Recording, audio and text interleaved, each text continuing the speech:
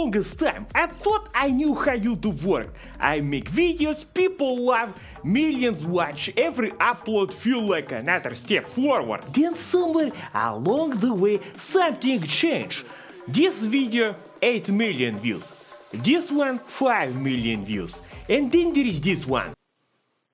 Yes, same channel, same creator, same editing software. So, what happened? For years I blame everything I think of I could blame. Maybe YouTube changed.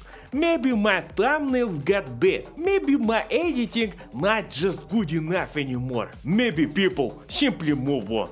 Every time video underperformed, I come up with another explanation. But then something happened and made me question everything. This video. No expensive production, no big challenge, no crazy concept, just me talking honestly about where I have been, why things have changed. And this became one of the best performing videos in years. So I started asking myself different questions. Maybe the problem isn't the YouTube.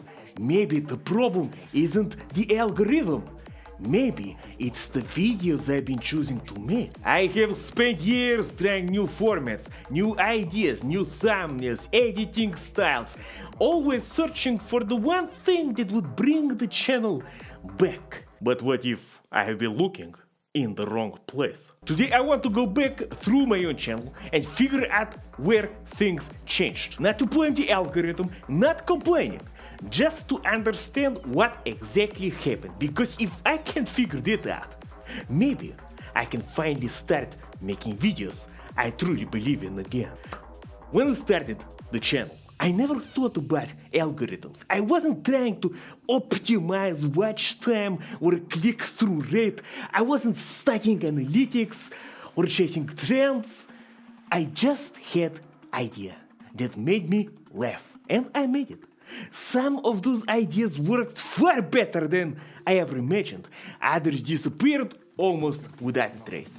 But that never really mattered, because every new video was another chance to make something I was excited about. Looking back now, I realized something did change. Not overnight, but slowly.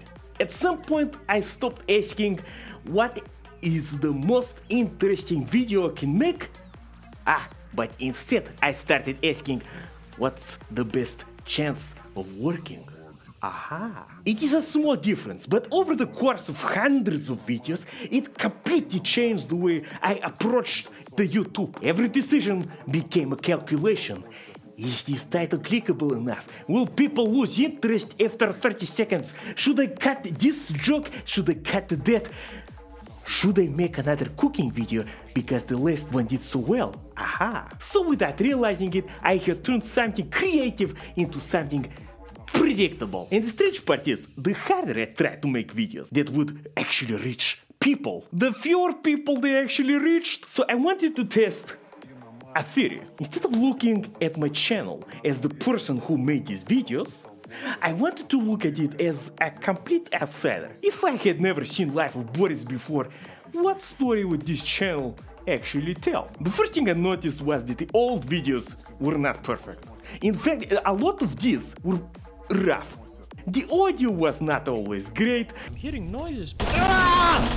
Who let your mama loose in here? The camera quality definitely was not great. Melted down, это ангел.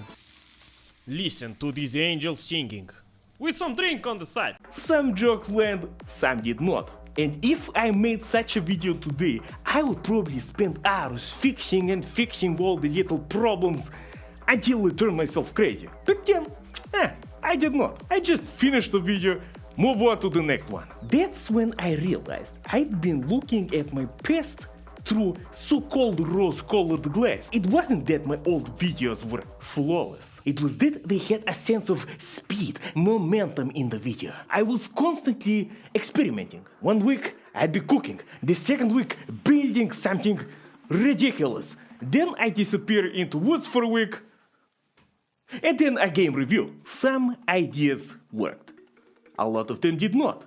But every video I felt like it existed because I genuinely wanted to see what would happen if I make that thing. And yes, somewhere along the way, that curiosity started being replaced by caution. Instead of asking, would this be fun to make, I started asking, oh, what if this fails? That sounds like a sensible question, especially if you're doing it long term, but it is also a dangerous question. Because fear does not just stop you from making bad ideas, it also stops you from making the strange, unexpected ideas that people remember years later. And looking back at my channel, I think that is exactly what happened. Okay, so I kept digging.